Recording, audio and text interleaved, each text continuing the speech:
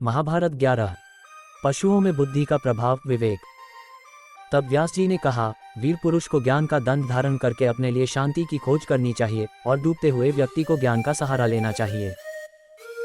ये कहकर शुक्राचार्य ने पूछा, वह कौन सा ज्ञान है जो जन्म और मृत्यु दोनों से पार होने के लिए आवश्यक है?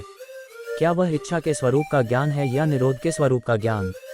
हे पिताश्री, मुझे ये बताइए।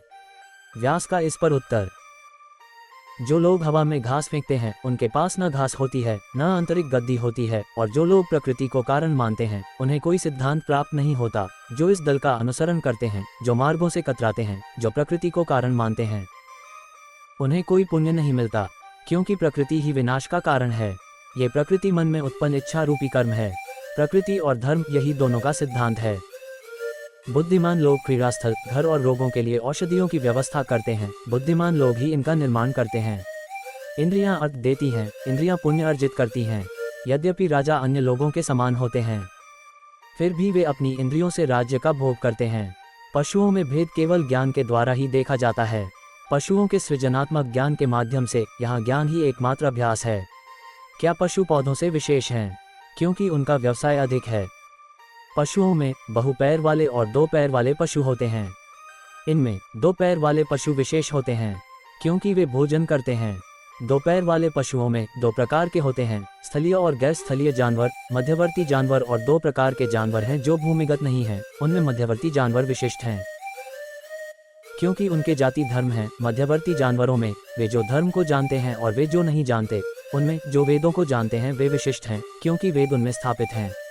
वेदों को जानने वाले जानवरों में दो प्रकार हैं, उपदेशक और अज्ञानी। उनमें उपदेशक विशिष्ट हैं, क्योंकि उनके पास सभी धर्म हैं। जो वेदों को जानते हैं, जो वेदों के कर्म और परिणाम को जानते हैं, वे ज्ञान में उत्कृष्ट हैं, क्योंकि वे ही वेदों वाले हैं, जो वेदों से उत्पन्न हुए हैं। पैगंबरों में दो प्रकार हैं, जो खुद को जानता है और जो दूसरों को जानता है। उनमें से जो खुद को जानता है वह विशिष्ट है, क्योंकि उसने जन्म और मृत्यु के सिद्धांत को समझ लिया है। जो दोनों धर्मों को जानता है वह सर्वशक्तिमान है, सर्वज्ञ है। वह एक तपस्वी है, सत्यवादी है, वह सच्चा रूप है, शुद्ध है, ब्रह्म के ज्ञान में सक्षम है। उसे ब्रह्म कहा जाता है।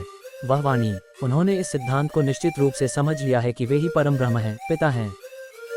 जो भीतर और बाहर के परम देवताओं को जानते हैं, वे दो हैं। ये सारा जगत उनमें स्थित है। उनकी महिमा के समान कुछ भी नहीं है। वे अपने सभी रूपों में आरंभ, संहार और कर्म हैं। वे चारों प्रकार के प्राणियों के स्वामी और स्वतंत्र हैं। कर्म तत्व, युग धर्म, काल महातत्व। व्यास जी ने कहा, प्राचीन काल से ही ब्राह्मण के लिए यह एक धन्य कर्म रहा है। यदि वह ज्ञानपूर्वक कर्म करता है तो उसे सर्वत्र सफलता मिलती है। यदि इसमें कोई संशय न हो तो उसे सफलता मिलती है। यहाँ संशय यह है कि कर्म स्वाभाविक है या ज्ञानपूर्वक। इसका उत्तर है, यदि वैदिक कर्म है तो ज्ञानपूर्वक किया जाता है, अन्यथा स्वाभाविक है। मैं इसकी व्याख्या करूंगा। अर्थ में अनुभव और अनुभव को जोड़िए। कुछ लोग कहते हैं कि कर्मों में पुरुषत्व ही प्रधान है और वे ईश्वर भाग्य की स्तुति करते हैं, जबकि अन्य कहते हैं कि प्रकृति ही सर्वोपरि है। पुरुषत्व, कर्म और ईश्वर, इन तीनों को काल के स्वभाव के कारण प्रधान कहा गया है। कुछ कहते हैं कि ये तीनों भिन्न भिन्न कारणों से घटित होते हैं, जबकि अन्य कहते हैं कि इस प्रकार निर्णय करने का कोई कारण नहीं है। ऐसा है, ऐसा नहीं है, दोनों हो सकते हैं। ये कर्म की दृष्टि से सोचने वालों के वचन हैं। जो सत्य के प्रति ईमानदार हैं वे समबुद्धि वाले हैं। त्रेता युग, द्वापर युग और कलियुग में जन्म लेने वाले संशय से युक्त होते हैं। कृतयुग में जन्म लेने वाले तपस्वी, शांत और सत्य के प्रति समर्पित होते हैं। उस सत्य युग में सभी ऋग्यों, समासों और यजों के भेद से रहित होते हैं। वे होते हैं जिन्होंने काम का परित्याग कर दिया है। वे जो संन्यास और तत्पर धर्म द्वारा प्रदत्त होते हैं। तप के द्वारा मनुष्य अपने मन की सभी कामनाओं को प्राप्त कर लेता है। तप के द्वारा मनुष्य ब्रह्म को प्राप्त कर संसार की रचना करता है। इस प्रकार जो ब्रह्म को प्राप्त कर लेता है वह सभी प्राणियों का स्वामी बन जाता है। वैदिक विद्वान कहते हैं कि यह ब्रह्म वेदों में गहन है। वेदांत में जो स्पष्ट है उसे कर्मयोग के माध्यम से देखा जा सकता है। क्षत्रिय पशु बलि देते थे, वैश्य पशु बलि देते थे, शूद्र पशु बलि देते थे। ब्राह्मण मंत्रोच्चार द्वारा यज्ञ करते थे। जो व्यक्ति किसी कार्य को करने के इरादे से करता है उसे स्वाध्याय द्वारा द्विजन कहा जाता है। जो व्यक्ति कुछ करता है, चाहे वह किया जाए या नहीं, उसे सख्यात की अवधारणा वाला ब्राह्मण कहा जाता है। सत्य युग में, त्रेता युग में वेद, यज्ञ और वर्णाश्रम पवित्र हैं। लेकिन द्वापर युग में जीवन प्रत्याशा कम होने के कारण ये अलग हो जाते हैं। द्वापर युग में, कलियुग में वेद नष्ट हो जाते हैं। कलियुग में जो कुछ स्थानों पर दिखाई देता है वह अन्य में गायब हो जाता है। अधर्म के कारण स्वधर्म उत्पन्न होता है। गाय, पृथ्वी, जल और जड़ी बूटियों के रस भी प्रकट होते हैं। अधर्म के कारण वेद, वैदिक अनुष्ठान और आश्रम लुप्त हो जाते हैं। जैसे पृथ्वी पर वर्षा होने पर स्वधर्म पौधे, पशु और जीवित प्राणी बढ़ते हैं, उसी प्रकार परमात्मा योगों में वेदों और वेदांत को प्रकट करते हैं। समय एक अनंत संख्या की तरह विभाजित है और जैसा कि मैंने पहले कहा, लोगों को बनाता और निगलता है। इस प्रकार प्रकृति ने असंख्य विविध रूपों में प्राणियों की रचना की है। हे पिताश्री, मैंने आपको सृष्टि, काल, अस्तित्व, वेद, सृष्टिकर्ता, कर्म और फल के विषय में बताया है। ज्ञान प्राप्ति, ज्ञान की महिमा। ऋषि व्यास के वचन सुनकर शुक ने उनकी बहुत सराहना की और उनसे मोक्ष धर्म के विषय में प्रश्न पूछने लगे। शुक ने उनसे कहा, हे पुण्यात्मा त्यागी, जो व्यक्ति भली भांति जानकार और ईर्ष्या से मुक्त है, वह ब्रह्म को कैसे प्राप्त करता है, जो भूत और भविष्य में विभाजित नहीं है? इनमें से किसके द्वारा ब्रह्म को प्राप्त किया जा सकता है? सांख्य मार्ग से या योग मार्ग से, तपस्या से, ब्रह्मचर्य से, सर्वत्याग से या बुद्धिबल से? इस प्रश्न का उत्तर दो। मन और इंद्रियों की एकता कैसे प्राप्त होती है? ये किस प्रकार प्राप्त होती है, कृपया मुझे बताओ। व्यास ने इस पर कहा, ज्ञान के मार्ग के अलावा इंद्रियों से निवृत्ति द्वारा, सर्वत्याग द्वारा कोई भी पूर्णता प्राप्त नहीं करता है। ब्रह्मा ने सबसे पहले सभी महान तत्वों का निर्माण किया। शरीरों में, केवल जानवरों में वे ज्यादातर जुड़े हुए हैं। शरीर से शरीर, पृथ्वी से वसा, से वसा, अग्नि से आंखें, वायु से श्वास, आंखों और नाक जैसे छिद्रों में आकाश, कान, त्वचा, आंखें, जीभ, नासिका, इन 5 विषयों के अनुभव के द्वार। शब्द, स्पर्श, रूप, स्वाद, गंध, इन्हें 5 इंद्रियों के रूप में समझा जाना चाहिए, जो संबंधित इंद्रियों के विषय हैं। जिस प्रकार सारथी घोड़ों को नियंत्रित करता है, उसी प्रकार मन इंद्रियों को नियंत्रित करता है और उन्हें चलाता है। यह मन भी हृदय में शरण लिए हुए आत्मा द्वारा नियंत्रित और संचालित होता है। जिस प्रकार मन सभी इंद्रियों का स्वामी है, उसी प्रकार आत्मा मन को नियंत्रित करने में भी स्वामी है। इंद्रियां शीतल और सुखद प्रकृति, भावना, मन, श्वास, प्राण, ये शरीरों के शरीरों में सदैव विद्यमान रहते हैं। मन का कोई आश्रय नहीं है, वह शरीर, गुण, शब्द या भावना ही है, क्योंकि यह बुद्धि भावना का निर्माण करता है, केवल गुणों का नहीं। इस प्रकार शरीर के 16 तत्वों, 5 इंद्रियां, 5 विषय, प्रकृति, चेतना, मन, श्वास और प्राण, ये हैं, से घिरा हुआ व्यक्ति मन नामक द्वार से अपने भीतर 17वें परमात्मा को देखता है।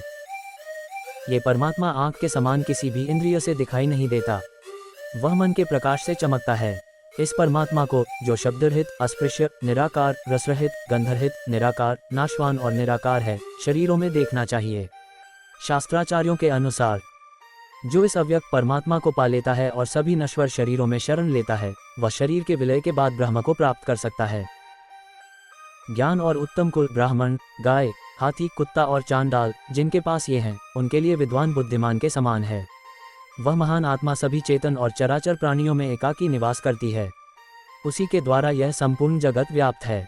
जब आत्मा सभी जीवों में आत्मा को देखती है और जब सभी जीव आत्मा में आत्मा को देखते हैं, तो वह ब्रह्म में लीन हो जाती है। जो ये जानता है कि ज्ञान स्वरूप आत्मा दूसरों में उसी अनुपात में विद्यमान है जिस अनुपात में वह स्वयं में है, वह अमरता प्राप्त करने का अधिकारी हो जाता है। जो समस्त प्राणियों में एक है, सर्वव्यापी है, प्राणियों का हितैषी है, उसके मार्ग को न देख पाने वाले देवता भी चकित हैं, क्योंकि वे उस व्यक्ति के पदचिह्न खोजते हैं जिसके पैर नहीं हैं। जैसे आकाश में पक्षियों के पदचिह्न और जल में मछलियों के पदचिह्न दिखाई नहीं देते, वैसे ही ज्ञानी के पदचिह्न भी दिखाई नहीं देते। काल स्वयं ही सभी प्राणियों को पचा रहा है, परंतु इस संसार में कोई नहीं जानता कि काल किसे पचा रहा है। वह परम तत्व ऊपर, नीचे और परे कहीं भी समझ में नहीं आता। ये सभी लोग उसके भीतर हैं, उनमें से कोई भी उसके बाहर नहीं है। यदि कोई व्यक्ति धनुष से छूटे हुए बाण के समान निरंतर दौड़ता रहे, भले ही उसका मन तीव्र हो, तो भी वह जगत के कारण ब्रह्म का अंत नहीं देख सकता। उस सूक्ष्म परम तत्व से अधिक सूक्ष्म कुछ भी नहीं है, उससे अधिक प्रचुर कुछ भी नहीं है। उसके सर्वत्र पैर हैं, उसकी आंखें, सिर और मुख हैं, उसके सर्वत्र कान हैं, वह सब कुछ समाहित करता है। वह अणु से भी छोटा है, महानतम से भी बड़ा है।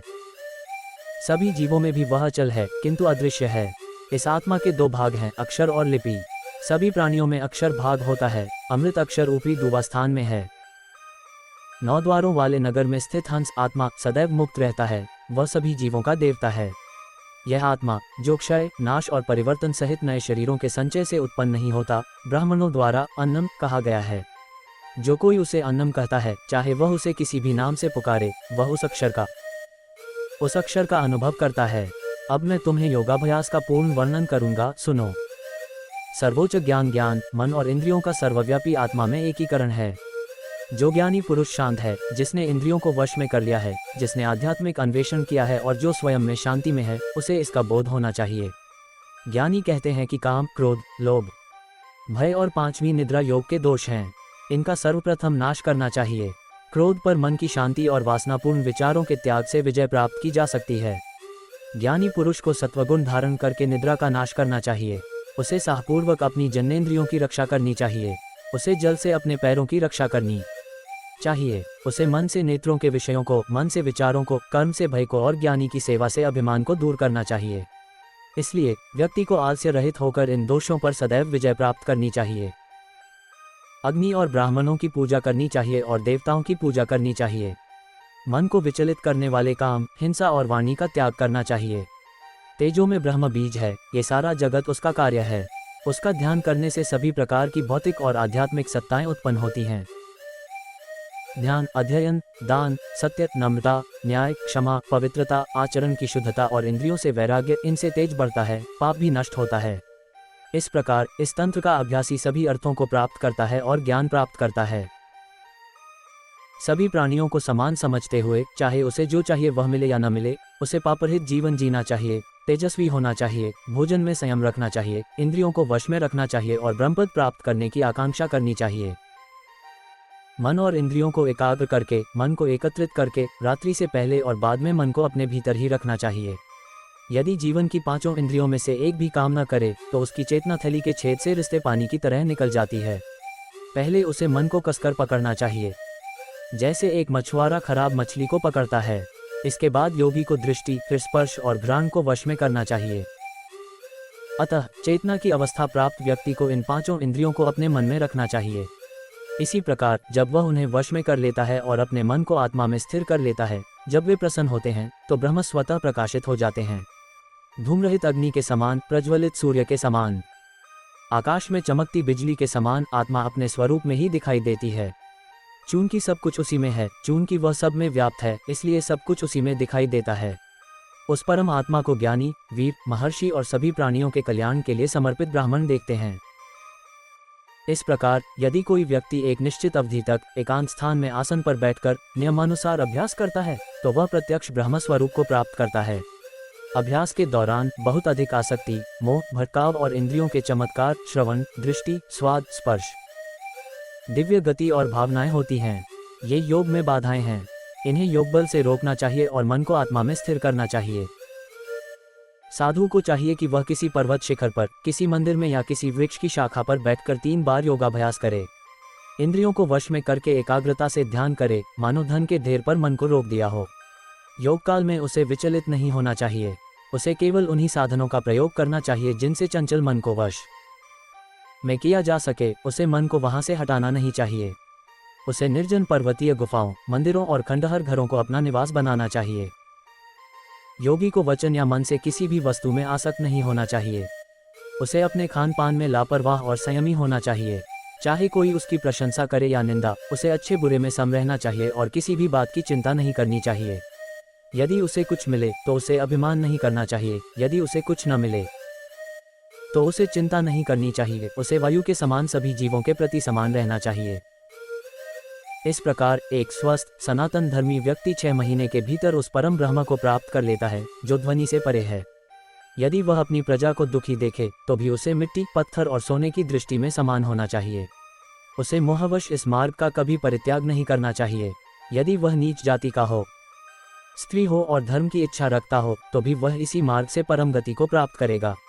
मन को संयमित करने वाला योगी अपनी अविचल इंद्रियों से जो कुछ भी देखता है, उसे एक ही तत्व के रूप में देखता है, जो कालातीत, पुरातन, अनादि, सनातन, अणु से भी महान और अणु से भी महान है।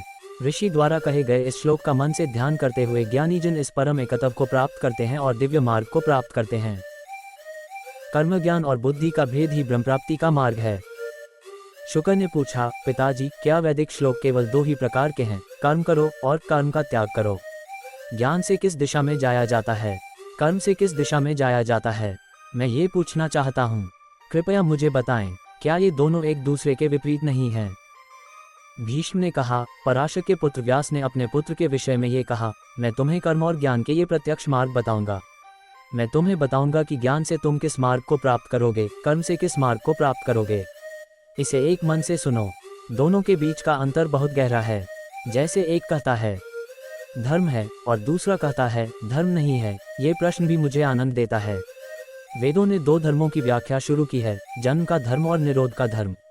जीवन कर्म से बंधा है और ज्ञान से मुक्त होता है, इसलिए जिन बुद्धिमानों ने आकाश को देखा है वे कर्म नहीं करते हैं।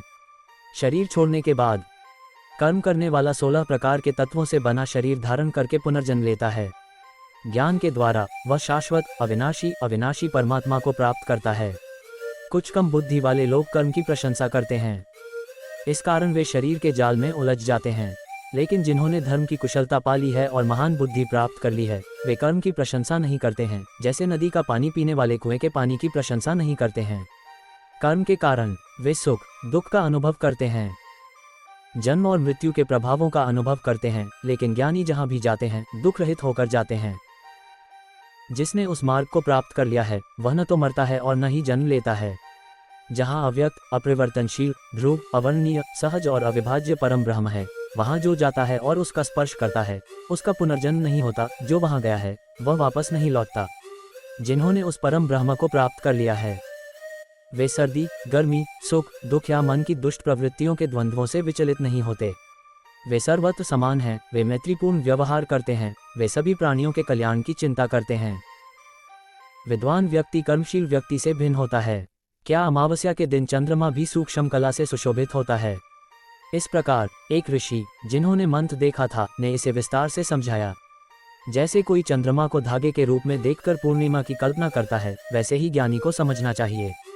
आत्मा जो 11 विकारों और कृत्रिमताओं से बनी है, अर्थात मन और इंद्रियां, कर्म के गुण, कोई कल्पना कर सकता है एक शरीर बन रहे हैं। एक समझना चाहिए, भगवान जो कमल के पत्ते में जल की कुंड की तरह एक शरीर में आश्रय लिए हुए हैं, वे क्षेत्र के राजा हैं जिन्होंने योग के द्वारा मन को जीत लिया है। तम, रज, सत्व ये जीवन के गुण हैं। ये समझना चाहिए कि जो आत्मा में प्रकट होता है वही जीवन है और आत्मा परमात्मा का अंश है। कहा गया है कि जो कुछ चेतन है वह जीवन पर निर्भर है, वही प्रत्येक वस्तु को व्यवसाय में लगाता है और उसे जीवित रखता है। जो लोग क्षेत्र के तत्व को जानते हैं वे कहते हैं कि 7 लोकों की रचना करने वाले परम पुरुष उस जीवन से भी महान हैं। महाभारत 12 जारी।